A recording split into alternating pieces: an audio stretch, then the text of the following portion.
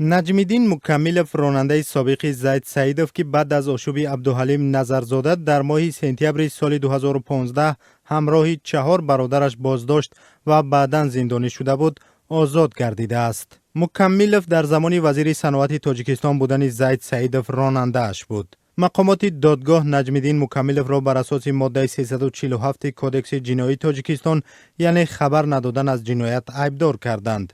آنها گفتند که مکملов مخفیگاهی 2 تپانچه عبدالحلیم نظرزاده را میدانست ولی به مقامات خبر نداد. او با این جرم سال 2015 به 2 سال زندان محکوم شد. اهل‌دین مکملов یکی از پیوندان نجمیدین روز 26 نوامبر بر رادیو آزادی گفت او هفته گذشته آزاد گردید و فعلا برای پیدا کردن کار تلاش دارد. نجمیدین مکملov همراه با 2 برادرش صدرالدین و مبارک آخر ماه اکتبر سال 2015 در دوشنبه بازداشت شدند.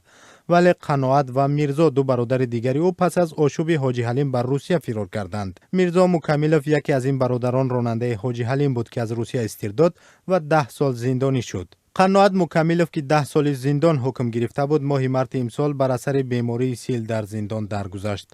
صبح 4 سپتامبر سال 2015 با شعبه کارهای داخلی وحدت و پستگاه کارمندان پلیس در گردش فرودگاه دوشنبه حمله صورت گرفت.